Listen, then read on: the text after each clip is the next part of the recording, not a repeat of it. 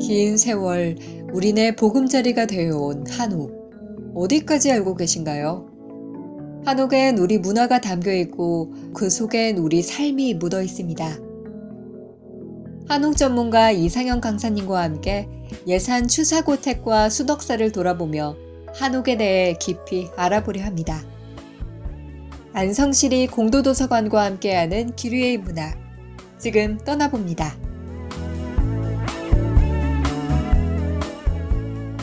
앞에 이제 보이시는 게 추사고택이에요. 여기에서 그 추사 선생이 이런 어떤 직위를 받아서 공부도 하고 뭐 그랬다 이런 얘기도 합니다. 전체적으로 굉장히 아늑하다는 느낌을 받으시죠?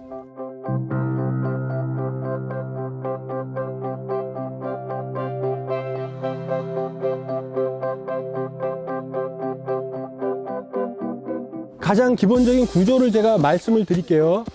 그 왕의 사위가 지은 집인데도 네모기둥으로 돼 있죠. 네, 둥그렇지가 않죠.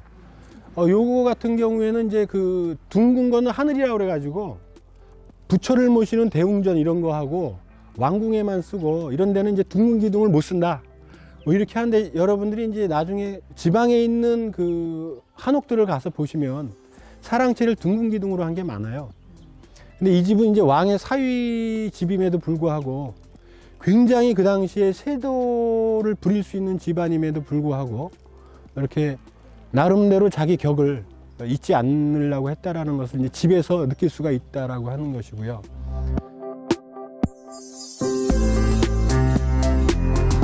일단 집이 갖고 있는 공간 구성 원리, 신이 함께하고 자연이 함께하고 집과 내가 함께하고 또 내가 나와 함께하고 그리고 내가 사회에 함께하고 기본적으로 이 5개의 공간이 여기서 어떻게 구성이 되는지 그게 사실은 훨씬 더 중요할 수 있겠죠.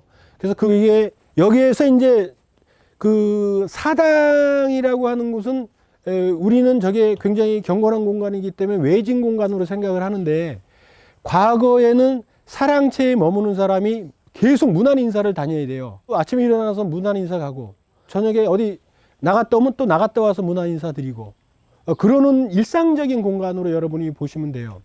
그래서 사당이라고 하는 공간은 그 사랑채하고 굉장히 밀접하게 붙어 있어요. 동선이 가까워야 됩니다. 근데 이제 저기에 그 제를 지낼 때는 그 제사상을 차려야 되잖아요. 그래서 안치하고도 또 멀면 안 돼요. 부엌에서 사당으로도 또 연결될 수 있게 그렇게 배려가 되어 있다라고 하는 거죠. 그러니까 알게 모르게 사는 사람과 여기에서 예를 위해서 다 배려가 돼서 공간이 구축되어 있다라고 하는 것이죠.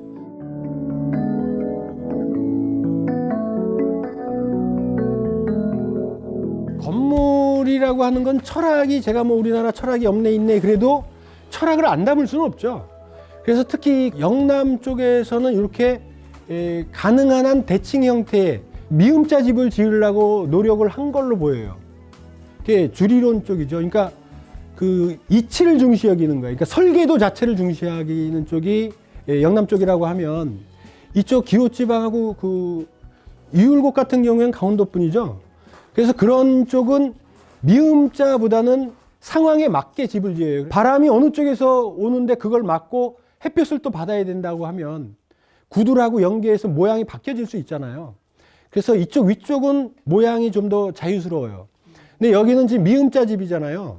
아마도 성리학을 더 담아내려고 한 부분도 있을 테고 그리고 미음자 집은 대칭이 많은데 실제로 안에 들어가 보면 대칭인 경우가 거의 없습니다.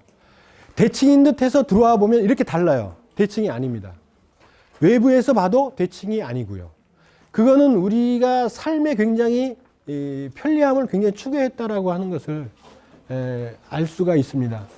그래서 굉장히 실용적인 민족이에요. 우리 민족이.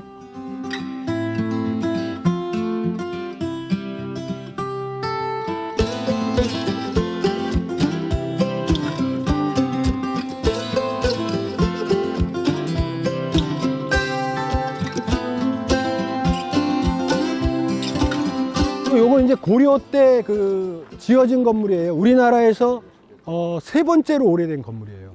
600년 된 건물이고 이게 봉정사 극락정이 제일 오래됐고 그 다음에 제 기억으로는 무량수정 그 다음에 이걸 걸로 알고 있어요. 저기 지붕 밑에 빼죽빼죽 이렇게 튀어나온 거 있죠? 이렇게 꽃 모양으로. 보이세요? 예, 저걸 포라고 합니다. 포, 공포. 저거를 한 이유는 건물을 규모 있게 지으려고 하면 높아야 되잖아요. 그리고 높아지게 되면 처마도 길어져야지 비가 들들이 칠 거 아니에요. 그래서 처마를 더 내기 위해서 들어 올린 건데 그 밑에 기둥이 그걸 받쳐주고, 그래서 기둥 위에 있기 때문에 기둥 가운데 있다 그래서 저걸 우린 주심포라고 그래요. 예. 그리고 여기를 보시면 기둥 위에 말고도 중간에 포가 많죠. 그죠? 이런 건 이제 닭포라고 그래요. 포가 많다고 그래서. 다르죠? 이거하고 저거하고요. 예. 고려시대까지 사찰은 그 건물과 건물을 회랑으로 연결을 했어요. 근데 우리나라는 조선으로 넘어와서 회랑이 없어지고 마당 중심의 건축이 돼요. 마당을 중심으로 이렇게 건물이 배치가 됩니다. 그래서 중간에 다 터져버리잖아요. 그죠? 그래서 이게 이제 그 한옥이 갖고 있는 마당이 이 권위건축으로 이게 들어온 거예요. 이 마당이라고 하는 우리 전통 공간이 이렇게 그 사찰에도 들어올 수 있게 된 거예요. 그래서 이 형태가 그대로 서원이나 향교의 반복이 됩니다. 그래서 마당이 갖고 있는 특징은 한옥이라고 하는 살림집뿐이 아니라 이렇게 사찰이라고 하는데도 그대로 들어와 있다라고 하는 걸 여러분이 좀 느끼셨으면 좋겠습니다.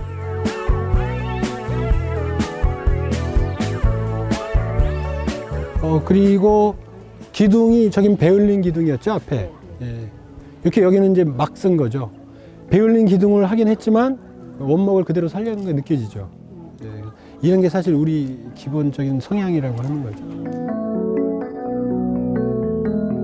네, 오늘 기뢰인문학으로 추사, 고택하고 수덕사를 방문을 했는데 백문이여 불여일견이라고 와서 직접 한번 보면서 느끼는 부분이 역시나 참 많구나 하는 걸 느꼈습니다. 그리고 역시 우리 주택의 전통미 이런 부분이 참 아름답고 또 우리가 계속 지켜나가야 할 우리 선조 조상들의 아름다운 문화유산이 아닐까 그런 생각이 좀 많이 들었습니다. 이제 사찰을 보통 오면은 이렇게 그냥 훅 지나가고 뭐가 뭔지 잘 몰랐는데 교수님께서 이렇게 좀 잘 설명해 주시고 한 번을 보더라도 더 생각을 하게 되면서 보게 되니까 좀 얻어가는 게 많은 것 같습니다. 이런 기회를 통해서 좀 많이 배우고 좀 발전할 수 있는 기회가 되지 않을까 생각을 하고 있습니다.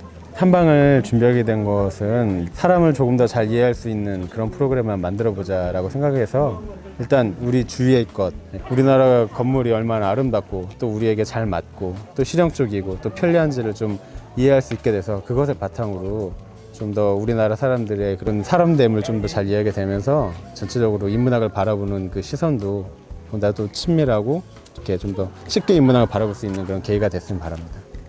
이번 주제 도서는 이상현 작가가 쓴 한옥과 함께하는 세상여행입니다.